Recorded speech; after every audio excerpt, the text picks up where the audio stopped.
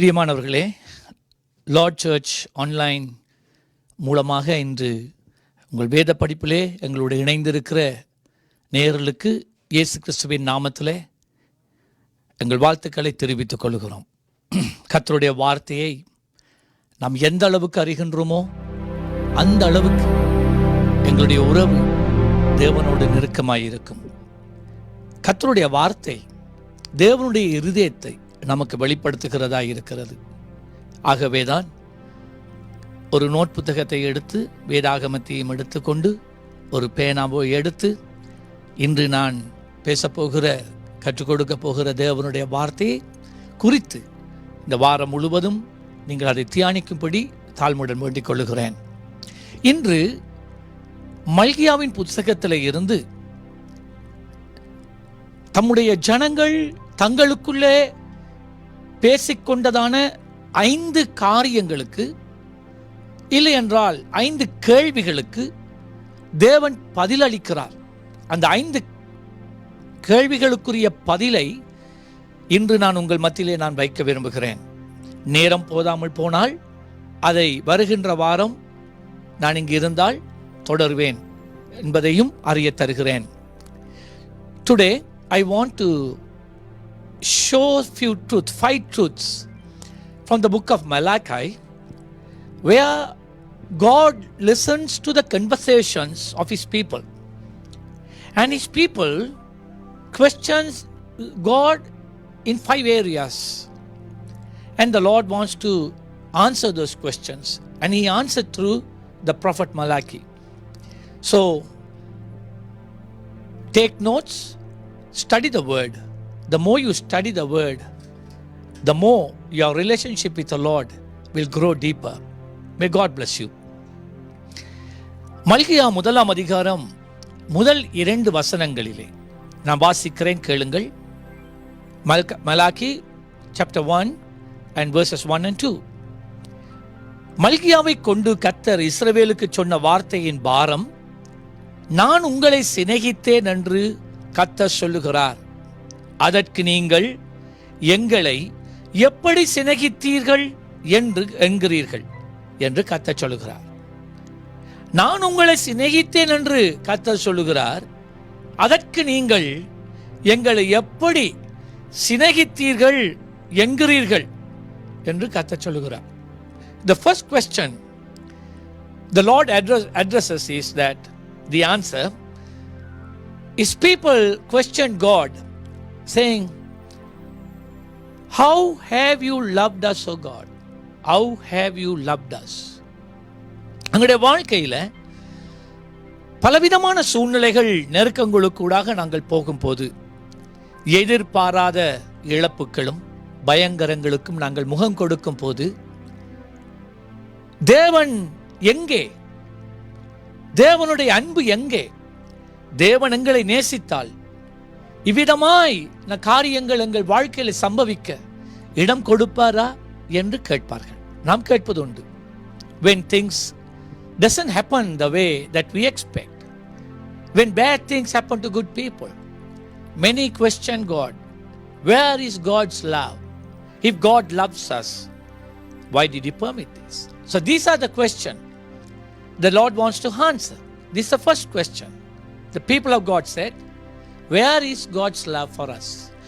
எங்கள் மேலே தேவன் எங்களை சிநேகிக்கிறாரா? எங்கள் மேலே அன்பாய் இருக்கிறாரா? அப்படியானால் அந்த அன்பு எங்கே? அதற்கு தேவன் பதில் கொடுக்கிறார். எப்படி நான் உன்னை சிநேகித்தேன் என்று நீங்கள் கேட்கிறதுக்கு பதில் யோவான் 3ஆம் அதிகாரம் 16ஆம் வசனத்தில் John 3:16, தேவன் தம்முடைய ஒரே பேரான குமாரனை விசுவாசிக்கிறவன் அவனோ அவன் கெட்டு போகாமல் நித்திய ஜீவனை அடையும்படி அவரை தந்தருளி இவ்வளவாய் உலகத்திலே அன்பு கூர்ந்தார். God so loved the world that he gave his only begotten son who died on the cross so that to show his love for us. தேவன் மனிதன் கேட்கிறான், தேவனே நீர் ஏன் எங்களை நேசிக்கவில்லை? உம்முடைய அன்பு எங்கே? ஆண்டவர் பதில் சொல்லுகிறார், மரணத்தை நோக்கி ஓடிக்கொண்டிருந்த உங்களை, பாதாளத்தை நோக்கி போய்கொண்டிருந்த உங்களை, கோபாக்கினைக்கு எத்தனமான பாத்திரங்களாய் இருந்த உங்களை மீட்கும் பொருளாக என்னுடைய சொந்த குமாரன் என்றும் பாராமல் உங்கள் மேலே நான் அன்பு வைத்ததினாலே என் குமாரனை அனுப்பி உங்களை நான் மீட்டுக் கொண்டேன். The Lord says in John 3:16, when you all were going condemned to hell, I sent my only begotten Son, Jesus Christ, to die for you on the cross. Why did I do that? I did this because I loved you. யோவான் 4ஆம் அதிகாரம் 19வது வசனத்தில், 1 John chapter 4 verses 19, God says, அவர் முந்தி நம்மிடத்தில் அன்பு கூர்ந்தபடியால் நாமும் அவரிடத்திலே அன்பு கூறுகிறோம். It says, God first loved you or us. நாங்கள் தேவனை அறியாதிருந்த காலங்களிலே தேவன் எங்களை நேசித்தார். நாங்கள் எங்கள் தாயின் கற்பத்திலே உருவாவதற்கு முன்பதாகவே தேவன் எங்களை நேசித்தார். God loved us even before the foundation of this world. He loved us before we were formed in our mother's womb. That was God's love. Even when we didn't know who God was, He loved us. தேவன் யார் என்பதை, தேவன் எப்படிப்பட்டவர் என்பதை நாம் அறியாதிருந்த காலங்களிலே, நாம் விக்கிரகங்களை சேவித்து இருளிலே வாழ்ந்து கொண்டிருக்கும் போது, அவரை அறியாத காலங்களிலே நாங்கள் அவரிடத்தில் அன்பு கூறுவதற்கு முன்பதாய் தேவன் எங்கள் மேலே அன்பு கூர்ந்தார். ஆனால் நாங்கள் மனிதர் ஆண்டவரை பார்த்து, நீர் எங்கே எங்களை நேசித்தீர் ஆண்டவரே, நீர் எப்படி எங்கள் மேலே அன்பு கூர்ந்தீர் என்று திரும்பவும் திரும்பவும் கேட்கிறோம். When God has loved us so much, we tend to ask this question from the Lord: where is God's love for me? Why hasn't God loved me? வெளிப்படுத்தல் 3ஆம் அதிகாரம் 9ஆம் வசனம், the book of Revelation chapter 3 verse 9, இதோ யூதர் அல்லாதிருந்தும் தங்களை யூதர் என்று பொய் சொல்லுகிறவர்களாகிய சாத்தானின் கூட்டத்தாரை சிலரை உனக்கு கொடுப்பேன். இதோ அவர்கள் உன் பாதங்களுக்கு முன்பதாக வந்து பணிந்து. இங்கே நாங்கள் பார்க்கிறோம், ஆண்டவர் சொல்லுகிறார் சபைக்கு, ஒரு ஊழியக்காரன் சொல்லுகிறார், தங்களை ரட்சிக்கப்பட்டவர்கள் என்று சொல்லி தேவனை அறியாதிருந்தும் தேவனை அறிந்தவர்கள் என்று சொல்லி கிறிஸ்தவன் என்கிற வேடத்தை தரித்துக் கொண்டு, ரட்சிக்கப்பட்டவன் என்கிற வேடத்தை தரித்துக் கொண்டு நம் ஆலயங்களுக்குள்ளே, நம்முடைய கூடுகைக்குள்ளே சாத்தானின் கூட்டத்தார் என்று ஆண்டவர் சொல்லுகிறார். சாத்தானின் கூட்டத்தார் சபைக்குள்ளே வருவதற்கு தேவன் அனுமதிக்கிறார். Here we are reading here that God permits certain people who say that we are Jews, or we are born again believers, or we are Christians, camouflage Christians.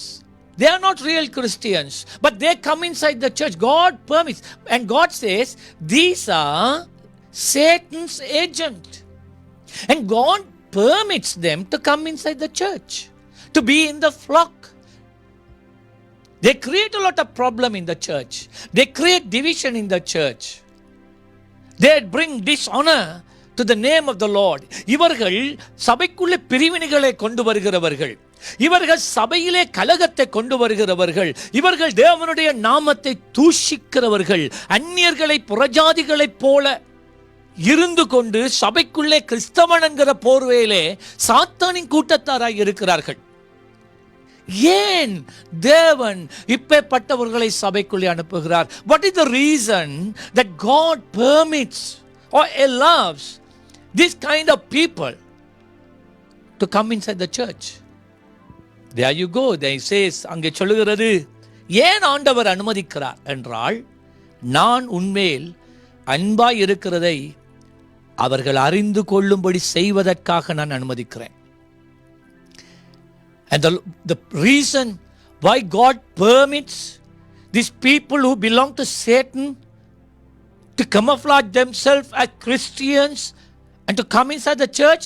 The reason God says is so that I allowing them to come inside the church, though they create so much a problem, though they bring division, though they bring so much of disharmony, I brought them to show that I love you, that I love you.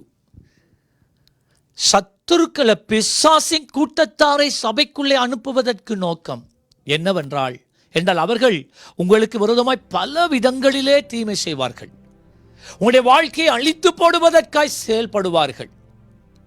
ஊழியத்தையே நாசமாக்க வருவார்கள். ஆனால் அவர்கள் எத்தனை தந்திரமான காரியங்களை செய்து அவர்கள் நினைத்தாலும் அவர்கள் செய்ய நினைத்ததை தேவன் முடிக்க விட மாட்டார். அப்போ தேவன் குறிக்கப்பட்ட நேரத்தில் வல்லமையாய் வந்து இறங்குவார். வல்லமையாய் வந்து இறங்கி தம்முடைய ஜனத்தை, தம்முடைய பரிசுத்தவான்களை, தம்முடைய ஊழியக்காரனை அவர் பாதுகாத்துக் கொள்ளுவார். இது நிமித்தம் அவர்களுக்கு தெரியும், ஓ தேவன் இவர்களை நேசிக்கிறார் என்பதை அவர்கள் அறியும்படிக்கு கர்த்தர் கடைசி நிமிஷத்திலே வந்து கிரியை செய்வார். The Lord wants to show this set of people, this group of people, to know that He loves the church. He loves the people in the church. He loves the servant of God. They will try to destroy the ministry. God will allow them. God will permit them to do this evil work to a point. But they will not be able to accomplish it because God says, then He will come at the right moment and stop it and say, no, you cannot do this. The Lord will destroy them. The Lord will disperse them. வேதம் சொல்லுகிறது, உனக்கு விரோதமாய் கூட்டம் கூடி உனக்கு எதிராய் எழும்பி வருவார்கள். ஆனால் உன்னிடத்திலே நெருங்கி வரும் போது, உன்னை அழிக்கும்படிக்காய் வரும்போது, உன்னை நெருங்கும் போது அங்கு என்னோ நடக்கிறது. தேவன் அங்கே வந்து இறங்குகிறார். புறம்பதாய் வேதம் சொல்லுகிறது, அவர்கள் உன்னை விட்டு ஓடி போகிறார்கள், 7 திசையிலே பிரிந்து ஓடி போகிறார்கள், நீ அவர்களை தேடியும் காணாதிருப்பாய். The scripture says there will be a group of people who will join together. They will decide so many plans, so many evil things against you, and they will come to attack you. But then something happens when they come near you. And the next scene that we see is they are running in 7 directions. Something happens. I believe at that right moment, before they touch you, the Lord steps in. And they fear the presence, the glory and the anointing of God. And they disperse in 7 directions. And the Lord says, you will never ever see them again. எரேமியா 31 அதிகாரம் 3 வசனம் சொல்லுகிறது. The book of Jeremiah chapter 31 verse 3 says, ஆம், அநாதி சிநேகத்தால் உன்னை சிநேகித்தேன், ஆதலால் காருண்யத்தால் உன்னை இழுத்துக் கொள்கிறேன் என்று ஆண்டவர் சொல்லுகிறார். The Lord loves you with an eternal love. The love, eternal love means the love that He had for you even before the foundation of this world. Even before you were formed in your mother's womb. உன் தாயின் கற்பத்திலே உருவாவதற்கு முன்பதாக, உலக தோற்றத்துக்கு முன்பதாக தேவன் உன்மேலே அன்பு வைத்தார். அதுதான் அநாதி சிநேகம். காலங்களுக்கு முன்பதாய் அவர் உன்மேலே அன்பு வைத்த தேவனாய் இருக்கிறார். ஆனால் கர்த்தருடைய ஜனங்களோ, எங்கள் மேலே இருக்கிற கர்த்தருடைய அன்பு எங்கே, தேவனுடைய அன்பு எங்கே என்று ஒருவரோடு ஒருவர் பேசிக் கொள்ளுகிறார்கள். அதை கர்த்தர் கேட்டு அவருடைய இருதயம் அங்கே உடைந்து போகிறது.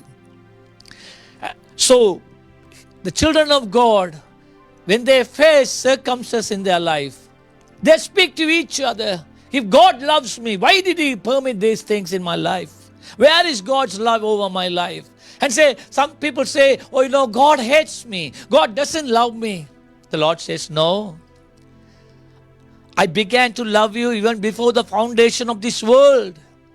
And no one can separate you from my love. தேவனுடைய அன்பை விட்டு எங்களை எதுவுமே பிரிக்க முடியாது பிரியமானவர்களே. எதுவும் பிரிக்க முடியாது. எந்த சூழ்நிலையும் எங்களை பிரிக்க முடியாது. எந்த மனிதர்களும் எங்களை பிரிக்க முடியாது. என்னென்றால் தேவன் உங்கள் மேலே வைத்திருக்கிற தேவனுடைய அன்பு அவ்வளவு வல்லமை மிக்கதாய் இருக்கிறது. யோவான் 15:9 சொல்லுகிறது. John chapter 15 and verse 9 says, பிதா என்னில் அன்பாய் இருக்கிறது போல நானும் உங்களில் அன்பாய் இருக்கிறேன். As the Father loves me, I love you too. That's what Jesus said. பிதா அவருடைய குமாரன் மேலே எவ்வளவு அன்பாய் இருக்கிறார். அந்த அன்புக்கு ஈடான ஒரு அன்பு இருக்க முடியுமா பிரியமானவர்களே? How much does the Father love his Son? That no love in this world can be compared with the love the Father had for his only begotten Son Jesus Christ. And Jesus says here, like how my Father loved me, I love you. எப்படி என் பரம பிதா என்னை நேசித்தாரோ அதே போல நானும் உங்களை நேசிக்கிறேன். Jesus loves you. Whatever may be your circumstances, Jesus loves you. The love of Jesus will never fail you. என் ஆண்டவராகிய இயேசு உன்னை நேசிக்கிறார். உன் சூழ்நிலைகளை பார்த்து என் ஆண்டவர் என் மேலே அன்பாய் இல்லை என்று தவறாய் சொல்லிவிடாது. வாழ்க்கையின் சூழ்நிலைகளுக்கெல்லாம் கடந்தவர் நம் ஆண்டவர். தம்முடைய ஜீவனை உனக்காக சிலுவையிலே ஊற்றி கொடுக்க அவர் தேவனாய் இருந்தும் கூட தேவனாய் இருப்பதை ஒரு பொருட்டாக எண்ணாமல் தம்மை தாமே வெறுமையாக்கி இந்த அடிமையின் ரூபம் எடுத்து இந்த பூமியிலே வந்தாரே. எதற்காக? உன்னை மீட்பதற்காக, மரணத்திலே இருந்து உன்னை விடுதலை செய்வதற்காக, உன்னை பரலோகம் கொண்டு சேர்ப்பதற்காக, பிதாவோடு உன்னை இணைப்பதற்காக அவர் வந்தார். அதை பார்க்கிலும் மேலான அன்பு என்ன உண்டு? இயேசு உங்களை நேசிக்கிறார். அவருடைய அன்பு ஒரு நாளும் மாறாது. சில நேரம் நாங்கள் நினைக்கிறோம், நாங்கள் தவறி விழும்போது தேவன் எங்கள் மேலே வைத்திருக்கிற அன்பு குறைந்து போகிறது என்று நினைக்கிறோம். இல்லை பிரியமானவர்களே, இல்லை. நீ பின்மாற்றத்திலே வாழ்ந்தாலும் திரும்பவும் நீ அவருடைய சமூகத்துக்கு வர வேண்டும் என்று மிகுந்த ஏக்கத்தோடு இருப்பவர் தான் எங்கள் ஆண்டவராகிய இயேசு கிறிஸ்து. கெட்ட குமாரனுடைய இளைய குமாரனுடைய வாழ்க்கையை நீங்கள் பார்த்திருப்பீர்கள். லூக்கா 15ஆம் அதிகாரம், Luke chapter 15, the prodigal son. அவன் தன் பிதாவை விட்டு பின்மாற்றத்திலே போக தீர்மானிக்கிறான். He decides to leave his father and go walk in his own ways. இது நிமித்தம் அவன் மிகுந்த இழப்புக்கூடாக போகிறான். எல்லாத்தையும் இழந்து போகிறான். ஆனால் ஒரு நாள் தன் பிதா தகப்பனிடத்துக்கு வர அவர் நினைக்கிறான். அவன் வந்தபோது பிதா அவனை செய்த குற்றங்களை, அவன் செய்த தவறுகளை சுட்டிக்காட்டி அவனை குற்றப்படுத்தவில்லை. இவன் சொல்ல போகிறான், ஆண்டவரே, நான் பிதா, அப்பா, நான் உங்களுக்கு விரோதமா இதை செய்தேன், அதை செய்தேன். அப்பா அதை பற்றி கதையை கேட்கல, அது தேவையில்லை எனக்கு அந்த கதை. நீ வந்துட்டாயே, நீ என்னை நேசிக்கிறாயே, அது போதும், எனக்கு நீ மட்டும் போதும். குமாரன் வருகிறான், நான் ஒரு வேலைக்காரனா இருந்துட்டு போயிடுறேன் ஐயா அண்டு. ஆனால் அவர் சொன்னார், இல்லை, நான் உன்னை மன்னிக்கிறேன், என் மகனாக நான் ஏற்றுக்கொள்ளுகிறேன், நீ இழந்ததையெல்லாம் நான் உனக்கு திருப்பி தருகிறேன். அதுதான் ஐயா தேவன், ஆண்டவராகிய தேவனுடைய அன்பு. நீ அவரை விட்டு போனதினால மிகுந்த நஷ்டத்துக்கூடாக, இழப்புகளுக்கூடாக நீ போனாயோ, நீ அவரிடத்தில் திரும்பும் போது நீ இழந்தது, உன் பாவத்தை மன்னிக்கிறது மாத்திரமல்ல, நீ இழந்ததையும் உனக்கு கொடுக்கிறவர் தான் நம்முடைய ஆண்டவராகிய இயேசு கிறிஸ்து.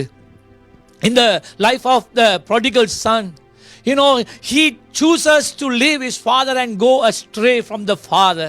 But father's heart was always yearning for his son to come. And one day, when the son has finished with everything, that he has come to the dust, he thinks, let me go to my father and let me be as a servant for him in his home. And then when he comes to the father, he tries to tell what are the wrong things he has done. He tries to ask forgiveness, but the father never wanted to listen for what he has done. He said, son, I am so glad that you have come back. And not only he forgave him, but he returns, he gives him back all what he lost. That is our Jesus. That is the love of God that is for you this evening. ஆண்டவர் என்னை மறந்தார், என் ஆண்டவர் என்னை கைவிட்டார் என்று, அவர் முன்னே போல என் மேல் அன்பு இல்லை என்று பிசாசு உனக்கு சொல்லுகிற பொய்யை நம்பாதே.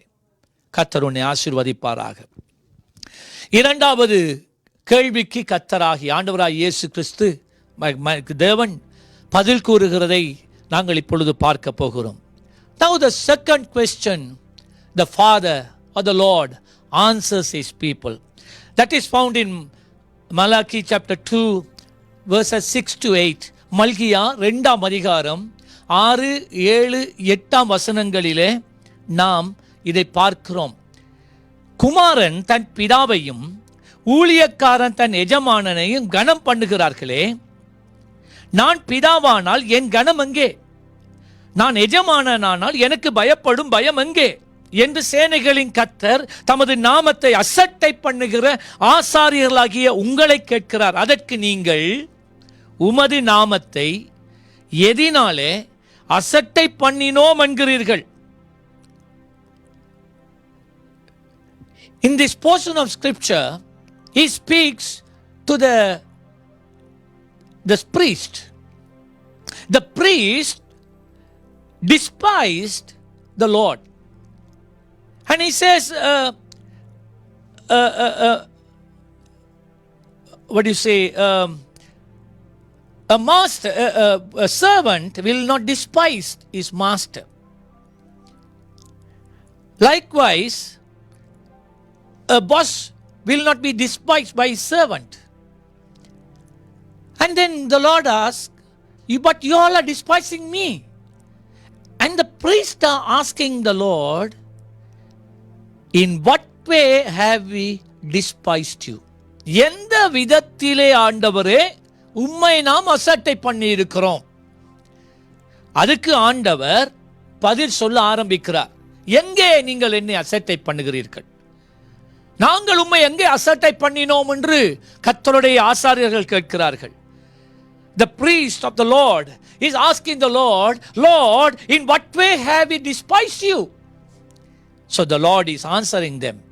Let me tell you in which way you are despising me. From verses 7, read in your English Bible. In the Tamil Bible it says, Tamil வேதாகமம் சொல்லுகிறது, எப்படி என்னை அசட்டை பண்ணுகிறீர்கள் என்றால், என் பீடத்தின் மேல் அசுத்தமான அப்பத்தை படைக்கிறதினாலேயே. ஆண்டவர் சொல்றார், எந்த பலிபீடத்துல புதிய அப்பம் சுத்தமான அப்பமும் பலியிடப்படணும், ஆனா படைக்கப்படணும். ஆனா நீங்களோ இந்த நாற்றம் எடுக்கிற பூஞ்சிடம் பிடிச்ச புளிப்பான அப்பத்தை கொண்டு வந்து என்ற பலிபீடத்துல நீங்க படைக்கிறீங்க. ஆனாலும் உம்மை எதினாலே அசுத்தப்படுத்தினோம் என்கிறீர்கள். கர்த்தருடைய பந்தி எண்ணப்படாமற் போயிற்று என்று நீங்கள் சொல்லுகிறதினாலேயே. நீங்கள் கண் ஊனமானதை பலியிட்டு கொண்டு வந்தாலும் அது பொல்லாப்பல்ல, நீங்கள் காலுணமானதையும் நசல் பிடித்ததையும் கொண்டு வந்தாலும் அது பொல்லாப்பல்ல என்கிறீர்களே. அதை நீ உன் அதிபதிக்கும் செலுத்து, அவன் உன்மேல் பிரியமாயிருப்பானோ, உன் முகத்தை பார்ப்பானோ என்று சேனைகளின் கர்த்தர் கேட்கிறார். என் மந்தையில் கடா இருக்கையில் கெட்டுப்போனதை ஆண்டவருக்கு நேர்ந்து கொண்டு பலியிடுகிற கபடஸ்தன் சபிக்கப்பட்டவன், என் நாமம் ஜாதிகளுக்குள்ளே பயங்கரமாயிருக்கும் என்று சொன்னார். எதிலே அசட்டை பண்ணுகிறார்கள்? ஆண்டவர் சொல்றார், நீ உண்ட ஒரு எஜமானனுக்கு ஒரு ஒரு கிஃப்டை நீ கொடுக்க போற நேரம் பழுதான ஒரு கிஃப்டை கொடுப்பியா? இல்ல, சிறந்ததைத்தான் நீ கொடுப்பாய். நீ பழுதானதை கொடுத்தால் உன் எஜமான் உன்னை திரும்பி கூட பார்க்க மாட்டான். ஆனால் ஆண்டவர் சொல்றார், ஆனால் நீங்களோ எனக்கு பழுதானதான் கொண்டு வந்து தாரீங்க. ஒன்றுக்கும் உபயோகம், அதாவது மனிதனுக்கே தேவையில்லாதது. அதை கொளுத்த கன்று இருக்கு, அதை நீங்க எனக்கு கொடுக்க வேண்டிய நேரத்தில், முதற்கனி இருக்கு, அதை நீங்க எனக்கு கொடுக்க வேண்டிய நேரத்தில், நீங்க நசல் கொண்டத, நோயுற்றத, உங்களுக்கு தேவையில்லை என்று இருக்கிறத நீங்க எனக்கு கொண்டு வரதினால நீங்க என்னை அசட்டை பண்ணுகிறீர்கள் என்று ஆண்டவர் சொல்லுகிறார். The people asked the Lord, in which way did we despise you? And the Lord says, you know, will a servant give the master an offering that is even useless to the servant? If the servant gives something useless to the master, he says the master will not even turn and look at you.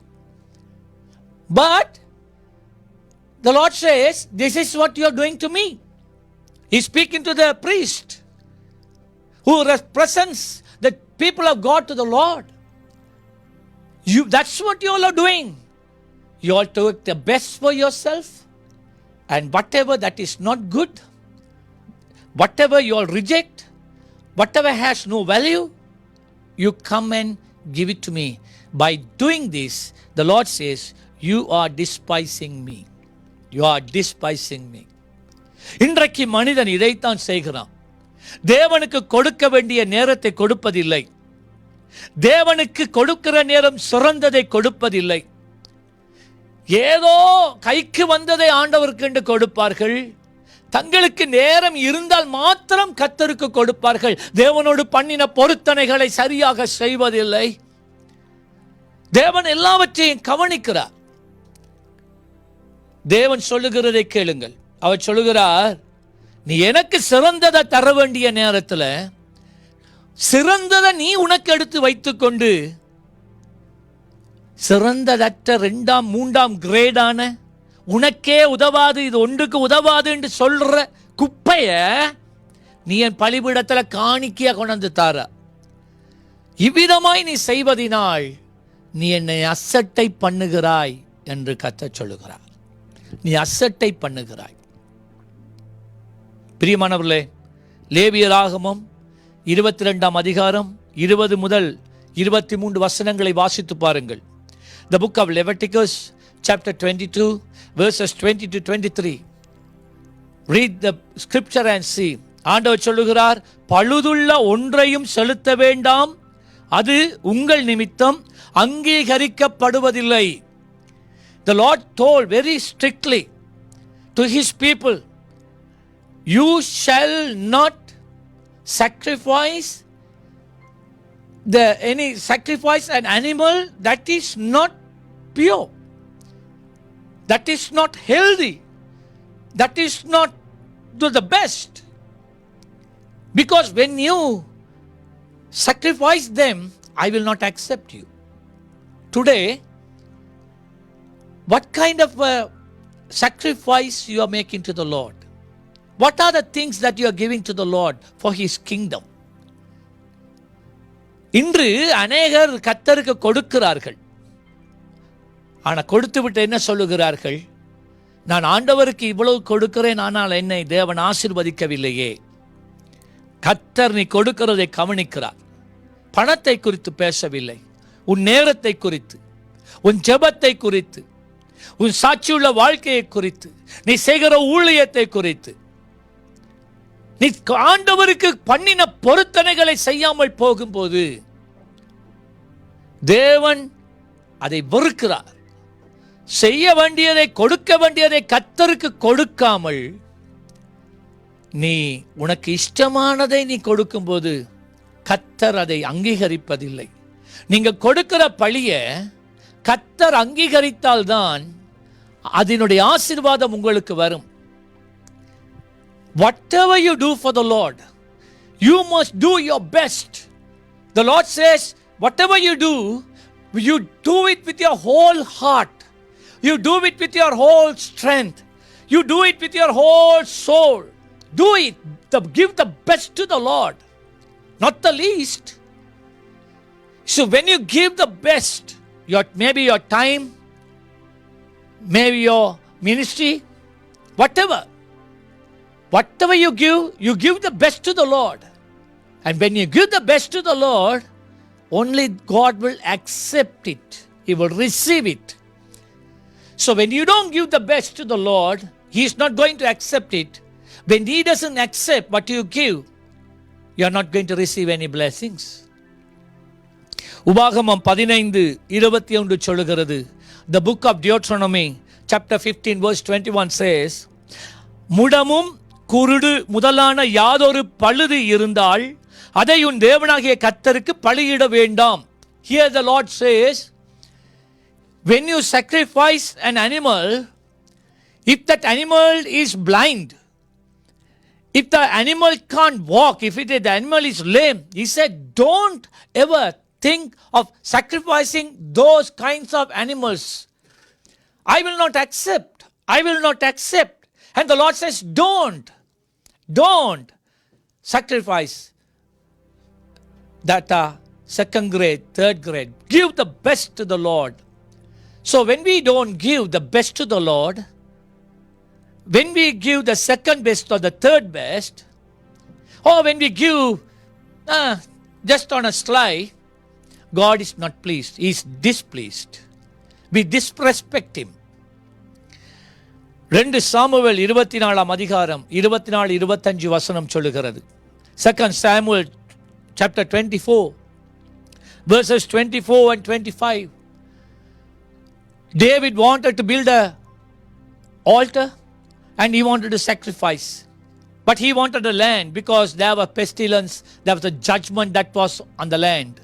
People were dying. So a person comes to David and says, David, look here. I'll give you this land free of charge. I will give my cattle. You can sacrifice to the Lord.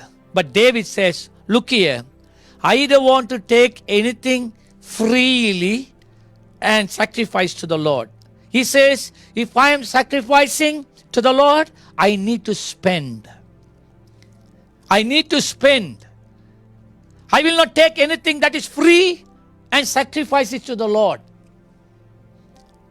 Are we doing that now? When we take something that we don't really spend for, really that doesn't have any value in our lives. When we sacrifice them to the Lord, God doesn't accept. David says, whatever sacrifice I make, I want to see that I buy it with my own money. And the sacrifice I want to spend for the Lord. இங்கே தாவீது நாட்களிலே ஒரு பெரிதான கொள்ளை நோய், தேவனுடைய நியாய தீர்ப்பு தேசத்தில் இருந்ததினாலே, அநேகர் மரித்து கொண்டிருந்ததினால தேவனிடத்திலே அவன் மன்னிப்பு கோரி அவன் தேவனுக்கு ஒரு பலிபீடத்தை கட்டி பலியிடுறதுக்கு ஆயத்தமாக இருக்கிறான். ஆனால் நிலமும் இல்லை, பலிபீடமும் இல்லை, பலியிடுறதுக்கு மிருகங்களும் இல்லை. அப்பொழுது ஒரு மனுஷன் சொல்கிறான், ஐயா நான் உங்களுக்கு நிலத்தை தாரேன், ஐயா நான் உங்களுக்கு பலியிடுறதுக்கு எல்லா மிருகங்களை தாரேன், நீங்கள் பலியிடுங்க கர்த்தருக்கு. அவன் சொன்னான், கேளுங்க, ராஜா அர்வனாவை பார்த்து, அப்படி அல்ல, நான் இலவசமாய் வாங்கி என் தேவனாகிய கர்த்தருக்கு சர்வாங்க தகன பலிகளை செலுத்த மாட்டேன். இலவசமாய் வாங்கி என் கர்த்தராகிய தேவனுக்கு பலி செலுத்த மாட்டேன். இலவசமாய் வாங்கி செலுத்தப்படுகின்ற பலி தேவனால் அங்கீகரிக்கப்படாத ஒரு பலியாய் இருக்கிறது. நீ யாரோ ஒருவனை ஏமாற்றி பணம் பறித்து, ஒருவனை வஞ்சித்து ஏதோ ஒரு காரியத்தை பெற்று நீ ஆண்டவருக்கு அதை கொண்டு வந்து காணிக்கையாக கொடுக்க நினைத்தாள், பிரியமானவனே, உன் காணிக்கையை கர்த்தர் அங்கீகரிக்க மாட்டார். ஆண்டவர் சொல்லுகிறார், நீ விதமாய் நீ எனக்கு செய்கிறதினால் நீ என்னை அசட்டை பண்ணுகிறவனாயிருப்பாய்.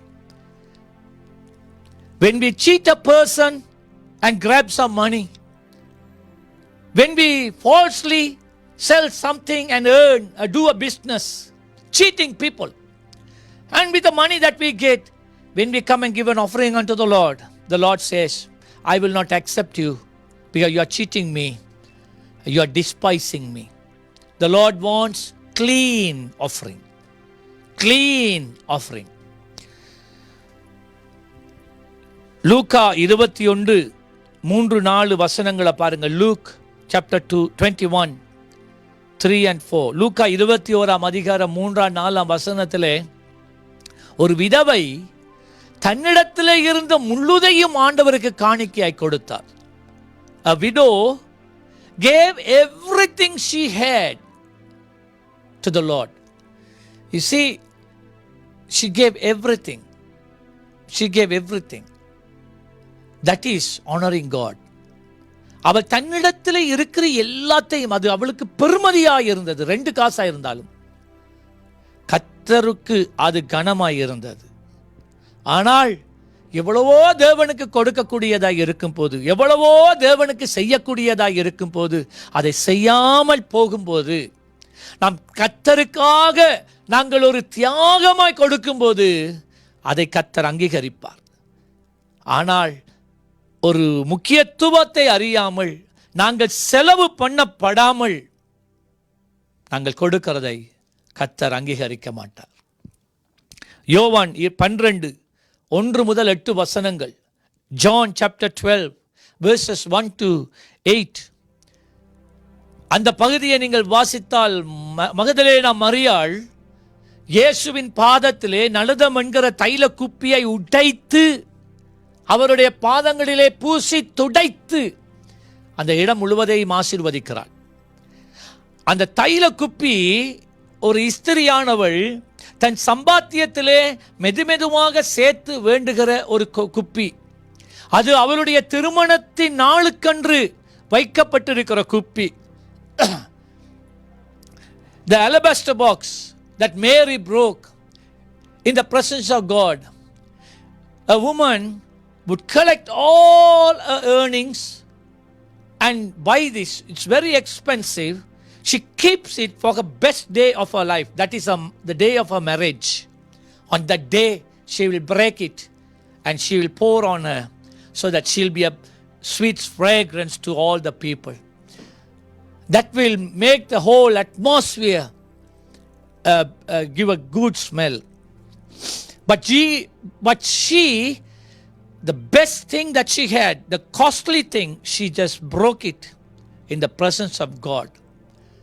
இவள் தனக்கு முக்கியம் என்று கருதினதை, விலையேற பெற்றதென்று கருதினதை அவள் இயேசுவின் பாதத்திலே அவள் உடைத்தாள்.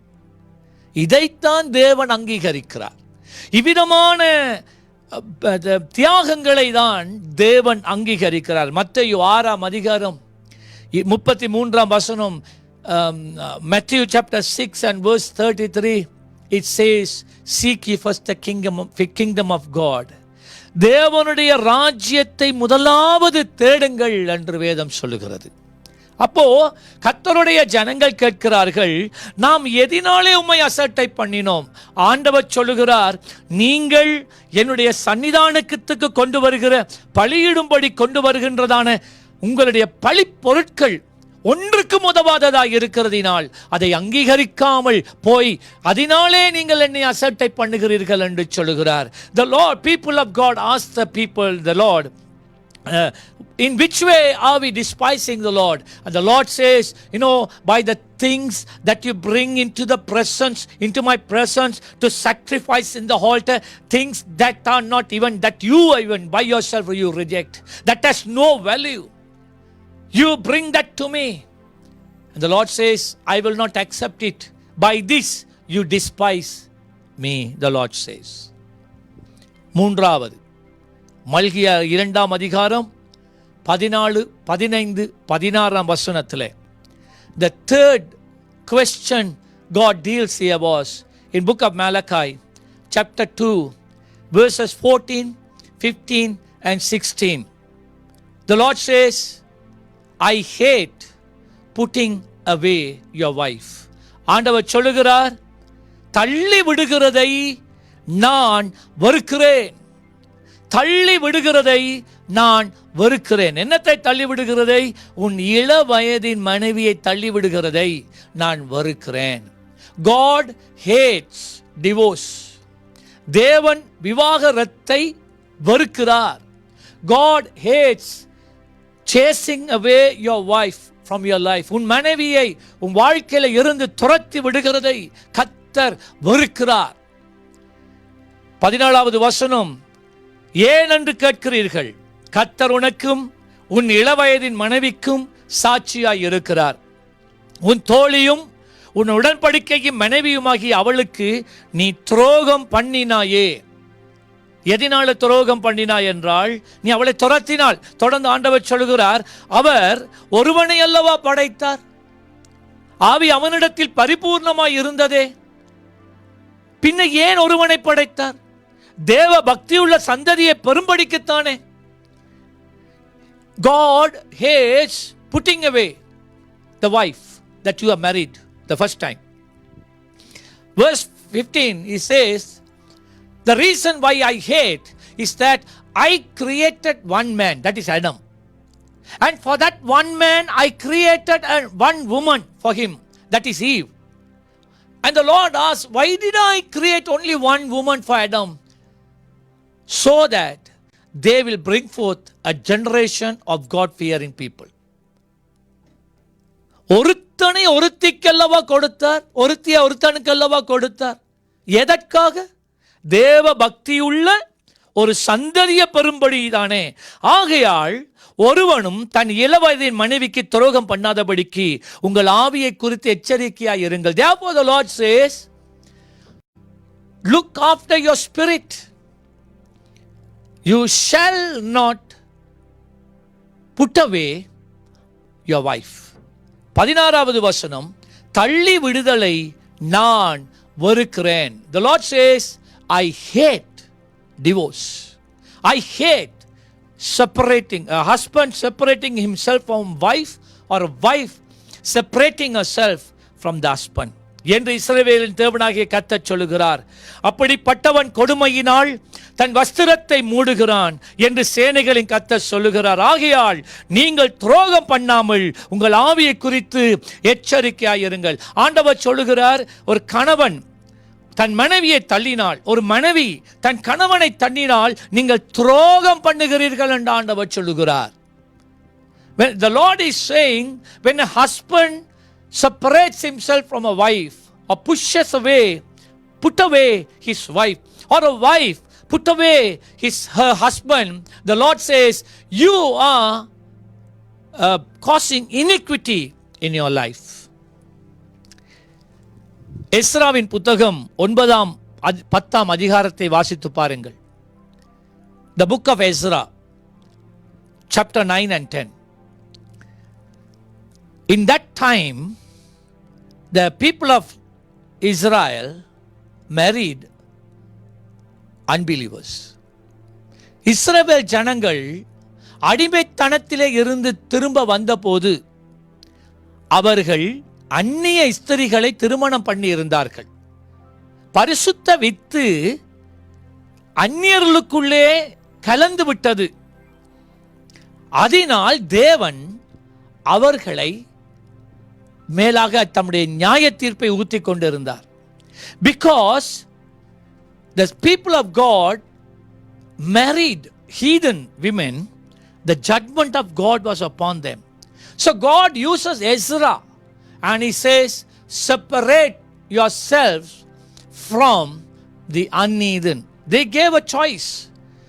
Either these heathen wives should accept God and become a Jew.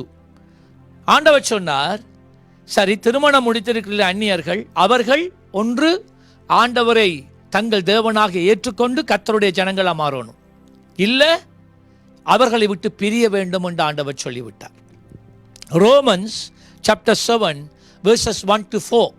ரோமருக்கு பவுல் எழுதும் போது சொல்லுகிறார், 7ஆம் அதிகாரம் முதல் 4 வசனத்தில் சொல்லுகிறார், அதப்படி என்றால் புருஷனுடைய ஸ்திரீ புருஷனை உடைய ஸ்திரீ தன் புருஷன் உயிரோடு இருக்கும் அளவும் நியாயப்பிரமாணத்தின் படியே அவனுடைய நிபந்தனைக்கு உட்பட்டிருக்கிறாள். புருஷன் மரித்த பின்பு புருஷனை பற்றிய பிரமாணத்தினின்று விடுதலையாக்கப்படுகிறாள். So Paul states here, when a woman marries a man, they are husband and wife. But if that woman chooses or decides to separate from her husband, God says, you are living in adultery. ஆகையால் புருஷன், if you separate, you are still under the covenant. அதாவது இங்கே சொல்லுகிறார், ஒரு புருஷனை உடைய ஸ்திரீ தன் புருஷன் உயிரோடு இருக்கிற நேரம் விவாகரத்து எடுத்தோ பிரிந்து வாழ்ந்தாள். அவள் கோர்ட்ஸில் போய் தான் டிவோர்ஸ் எடுத்திருந்தாலும் ஆண்டவருடைய நியாயப்பிரமாணத்தின்படி அவள் அவனுக்குத்தான் மனைவி. அது மாறாது. அவன் மரிக்கும் வரைக்கும் அவன் மனைவி. Paul says, according to the law, what God said was, even if a wife separates herself from the husband, till the husband is alive, the wife is under that law. Even if you have gone to the courts and taken a divorce, in the sight of God, the marriage is not dissolved. That woman or the wife is freed only when the husband dies. மூன்றாவது வசனம், ஆகையால் புருஷன் உயிரோடு இருக்கையில் அவள் வேறொரு புருஷனை விவாகம் பண்ணினாள், விபச்சாரி எண்ணப்படுவாள். And now in verse 3, Paul says, if that wife, while the husband is alive, goes and marries a man, he says that woman is living in adultery. புருஷன் மரித்த பின்பு அவள் அந்த பிரமாணத்தினின்று விடுதலையானபடியால் வேறொரு புருஷனை விவாகம் பண்ணினாலும் விபச்சாரி அல்ல. ஆகவே அவன் சொல்லுகிறான், புருஷனை பிரிந்த ஸ்திரீ இன்னொரு திருமணம் முடித்தால் அவள் விபச்சாரத்திலே வாழ்கிறாள். ஆனால் பிரிந்தவள் புருஷன் மரித்ததுக்கு பிறகு திருமணம் முடித்தால் அது விபச்சாரம் அல்ல. So Paul is saying, a wife who has separated herself from the husband, she is still under the law, even if she gets divorced in the courts. She is free from that law only when the husband dies. So when the husband dies, she goes and marries another man, then she is not living in adultery. மத்தேயு 5 அதிகாரம் 32 வசனம். Matthew chapter 5 verse 32. நான் உங்களுக்கு சொல்லுகிறேன், வேசித்தன முகாந்தரத்தினாலே ஒழிய தன் மனைவியை தள்ளி விடுகிறவன் அவனை விபச்சாரம் செய்ய பண்ணுகிறவனாய் இருப்பான். அப்படி தள்ளிவிடப்பட்டவளை விவாகம் பண்ணுகிறவனும் விபச்சாரம் பண்ணுகிறவனாய் இருப்பான் என்று கர்த்தர் சொல்லுகிறார். நான் இதை விளங்கப்படுத்துகிறேன். ஒரு கணவன் மனைவி பிரியக்கூடிய ஒரே ஒரு சந்தர்ப்பம், வேதம் நமக்கு கொடுக்கிற சந்தர்ப்பம், மனைவியானவள் இல்லாட்டி புருஷனானவன் இன்னொரு உறவிலே இன்னொரு நபரோடு உறவிலே இருக்கிறதினால், விபச்சாரம் பண்ணிக்கொண்டு இருக்கிறதினால் நீங்கள் அவர்களை விட்டு பிரியலாம். Only when a husband or a wife in living in adultery, that means living with another person while the husband or wife is alive, Bible gives you permission to separate. Now he says, மனைவியை தள்ளிவிடுகிறவன் அவளை விவாகம் செய்ய பண்ணுகிறவனாய் இருப்பான். அப்படி தள்ளிவிடப்பட்டவளை விவாகம் செய்கிறவனும் விபச்சாரியாய் இருப்பான். இப்ப அவள் சொல்லுகிறார், புருஷன் இன்னொருவரோடு உறவு, இதனாலே மனைவி வழியிலே வந்தவள் திரும்ப திருமணம் முடித்தால் அவளும் விபச்சாரத்தில் இருக்கிறார், அவனும் விபச்சாரத்தில் இருக்கிறார். Now Paul says, if a wife separates her husband, because he is living an adulterous life, that wife cannot marry again till he dies. Till he lives, she can't marry. If she marries another person, that means he, the person whom she is marrying, and herself will be called adulteress in the sight of God. 1 கொரிந்தியர் 7ஆம் அதிகாரம் 10 முதல் 17 வசனம். 1 Corinthians chapter 7 verses 10 to 17. விவாகம் பண்ணிக்கொண்டவர்களுக்கு நான் அல்ல, கர்த்தரே கட்டளையிடுகிறதாவது. Paul says, it is not me who is saying, but he gets a revelation from the Lord. He says, for those who are married, மனைவியானவள் தன் புருஷனை விட்டு பிரிந்து போக கூடாது. Very clear. He says, I got this revelation from the Lord. And he says, in no circumstances shall her wife leave her husband and go. Verse 11, 11வது வசனம். பிரிந்து போனால் அவள் விவாகம் இல்லாதிருக்க கடவன். If the husband is abusive, or if the wife is abusive, if the husband is not looking after the wife and the kids, if living with a husband who is abusive is danger to your life, then you can separate. இங்கே சொல்லுகிறார், உன்னுடைய கணவர் ஓட நீ வாழ்றதுனாலையோ மனைவியோட வாழ்றதுனால அவர் உன்னை போட்டு அடிக்கிறதுனால, உன் பிள்ளைகளை போட்டு வதைக்கிறதுனால, உங்களுடைய குடும்பத்தை அவர் கவனிக்காமல் இருக்கிறதுனால, ஏதாவது ஒரு பட்சத்திலே பிள்ளையான இடத்துல அவருடைய அவர் கத்தியால குத்தியோ இல்லாட்டா ஏதாவது செய்து மரணம் வரும் என்று சொன்னால் அதிலே இருந்து தப்பித்துக் கொள்றதுக்கு நீங்க பிரியலாம். ஆனால் மனைவியானவள் பிரிந்து போனால் அவள் விவாகம் இல்லாமல் இருக்க கடவள். Paul says, if you separate in these circumstances, you cannot marry the second time till the husband or wife is alive. மனைவி போனாலும் சரி, கணவன் விட்டு பிரிஞ்சு போனாலும் சரி, அவன் சொல்லுகிறான், நீங்கள் திருமணம் இரண்டாவது திருமணம் முடிக்கவே முடியாது. அல்லது புருஷனோட ஒப்புரவாக கடவுள். or if you are separated for a season, reconcile, go back to live together. அவன் சொல்லுகிறான், கொஞ்ச காலம் நீங்கள் பிரிந்திருந்தால் திரும்பவும் பேசி ஒப்புரவாகுங்கள், ஒன்றாக வாழ்வதற்கு நீங்கள் தீர்மானியுங்கள் என்று சொல்லுகிறான். புருஷனும் தன் மனைவியை தள்ளிவிடக்கூடாது. Husband, you shall not put your wife away.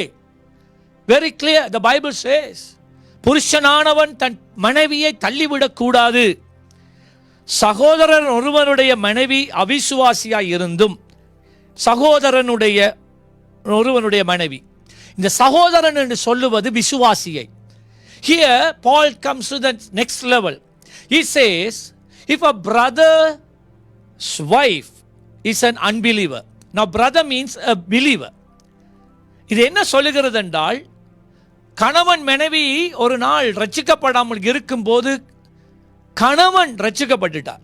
Let's say Paul is saying, here was a family, husband and wife, who didn't know the Lord, but then one day they accept, the husband accepts the Lord and gets saved, but the wife is not saved. So he is advising the husband about his wife. Husband is a believer, wife is an unbeliever. Now I'm not saying about marrying an unbeliever. Here they were unbelievers, totally, both of them were unbelievers. And then in one instance God reaches to the husband, husbands get saved, and now the wife is unsaved, husband is saved. Now he is giving an advice to them. இப்போ இந்த இடத்திலே இந்த விசுவாசி வந்து அந்நிய நுகத்திலே சம்பந்தம் கலக்கவில்லை, ஆண்டவரை ரட்சிக்கப்படாத ஒரு ஸ்திரியை திருமணம் முடிக்கவில்லை. இவர்கள் இருவரும் ரட்சிக்கப்படாமல் இருந்தபோது தேவன் புருஷனை ரட்சிக்கிறார். இப்போ ஆண்டவர் புருஷனை ரட்சித்த பின்பதாய் புருஷன் விசுவாசியாகி இருக்கிறார், மனைவி அவிசுவாசியாகி இருக்கிறார். இப்போ என்ன செய்வது? அவர் சொல்லுகிறார், அவனுடனே வாசமாயிருக்க அவளுக்கு சித்தமானால் அவன் அவளை தள்ளி விடாதிருக்க கடவுள். Now he tells the husband, அந்த கணவனை பார்த்து சொல்றார், நீ ரட்சிக்கப்பட்டதுக்கு பிறகும் அவள் உன்னோடே வாழணும் என்று சொல்றாள்டா, அவளை தள்ளிவிடக்கூடாது. Now he tells the husband, even if the wife is unbeliever, if she still wants to live with you, don't put her away. அப்படியே ஒரு ஸ்திரீனுடைய புருஷன் அவிசுவாசியா இருந்தும் 13ஆம் வசனத்திலே அது மாற்றி சொல்கிறார். In verse 13 the law he says the other way around, wife gets saved, husband is not saved. He says if they want to live together, let's live together. 15வது வசனம் verse 15, ஆகிலும் அவிசுவாசி பிரிந்து போனால் பிரிந்து போகட்டும். He says if the unbeliever wants to leave her husband or wife because they had accepted Christ, he says let them go, allow them to go, but you can't marry and she can't marry. ரட்சிக்கப்படாத நபர் இவர் ரட்சிக்கப்பட்டதினாலே உன்னோட எனக்கு வாழ முடியாது, நான் போறேன் என்றால் ஆண்டவர் சொன்னார் போகட்டும். ஆனா நீ இன்னொரு திருமணம் முடிக்க முடியாது, அவளும் இன்னொரு திருமணம் முடிக்க முடியாது. லூக்கா 16:18, the book of Luke 16:18, தன் மனைவியை தள்ளிவிட்டு வேறொருத்தியை விவாகம் பண்ணுகிறவன் விபச்சாரம் செய்கிறான், புருஷனாலே தள்ளப்பட்டவனை விவாகம் பண்ணுகிறவனும் விபச்சாரம் பண்ணுகிறாள். Here the book of Luke says if a husband rejects or puts away his wife and the wife, somebody marries the wife, they are living in adultery. And then if a wife has pushed his husband, they goes and marries again, they are also living in adultery. That's what Jesus said. எரேமியா 3:1 சொல்லுகிறது. Jeremiah 3:1 he says, புருஷன் தன் மனைவியை தள்ளிவிட அவள் அவர்களிடத்திலிருந்து புறப்பட்டு போய் அந்நிய புருஷனுக்கு மனைவியானால் அவன் அவர்களிடத்தில் இனி திரும்புவானோ, அந்த தேசம் மிகவும் தீட்டுப்படும் அல்லவா என்று மனுஷர் சொல்வார்களே, நீயோ வென்றால் அநேக நேசரோட வேசித்தனம் பண்ணினாய். Here the Lord speaks about in this portion that the spiritual condition of Israelites, இது இஸ்ரவேலுடைய ஆவிக்குரிய தன்மையை குறிக்கிறது. ஆண்டவரை அறிந்த ஜனங்கள் தேவனை மறந்து அந்நிய தேவர்களை சேவிக்க போனதினாலே தேவன் அவிதமாய் சொன்னார். எரேமியா 3:8 சொல்லுகிறது, சீர்கட்ட இஸ்ரவேலே, விபச்சாரம் பண்ணின முகாந்தரங்கள் எல்லாவற்றின் நிமித்தம் நான் அவளை அனுப்பிவிட்டு அவளுடைய தள்ளி சீட்டை அவளுக்கு கொடுத்த போது அவளுடைய சகோதரியாக யூதா என்கிற துரோகி பயப்படாமல் இவளும் போய் வேசித்தனம் பண்ணினார், இதை நான் கண்டேன் என்று ஆண்டவர் சொல்லுகிறார். எரேமியா 3:20 சொல்லுகிறது, ஒரு மனைவி தன் புருஷனுக்கு துரோகம் செய்வது போல் இஸ்ரவேல் வம்சத்தாராகிய நீங்கள் எனக்கு துரோகம் செய்தது மெய் என்று கர்த்தர் சொல்லுகிறார். ஆண்டவர் இந்த இடத்துல இவ்விதமாய் போன விசுவாசத்திலே தேவனை விட்டு சோரம் போய் ஆவிக்குரிய விபச்சாரம் பண்ணினவர்கள் திரும்பி தேவனிடத்திலே வரும்போது பின்பதான வசனங்கள் சொல்லுகிறது, ஆண்டவர் அங்கீகரித்தார். Her wife or a husband who had left or who has divorced, and when they want to return to you, gladly accept them, start a life afresh. The Lord hates divorce. விவாகரத்தை தேவன் வெறுக்கிறார். இன்றைக்கு 3 காரியங்களை தான் உங்களோடு பேச முடியும். வருகின்ற வாரம் நான் இதை தொடருவேன். கர்த்தர் தாமே உங்கள் ஒருவரையும் ஆசீர்வதிப்பாராக. ஆண்டவரே, உம்முடைய ஜனங்களோடு கூட இருந்து இந்த வார்த்தைகளுக்கு கூட இடைப்பட்டு உம்முடைய பிள்ளைகள் தங்கள் வாழ்க்கையை சீரமைத்து உம்முடைய வார்த்தைக்கு முன்பதாய் அவர்கள் நிற்கத்தக்கதாய் வார்த்தையின் பிரகாரம் தங்கள் வாழ்க்கையை அமைத்து, அப்பா, உம்முடைய ஆசீர்வாதங்களையும் உம்முடைய நீதியையும் உம்முடைய பிரியத்தையும் அடையும்படி செய்வீராக. இந்த நாளில் இந்த வார்த்தைகளை கேட்டு பெரிய மாற்றங்கள் உண்டாக நாங்கள் ஜெபிக்கிறோம், எதிர்பார்த்து நிற்கிறோம். இயேசுவின் நல்ல நாமத்தில் ஜெபம் வேண்டி நிற்கிறோம் பிதாவே. ஆமென், ஆமென். கர்த்தர் உங்களை ஆசீர்வதிப்பாராக. ஆமென்.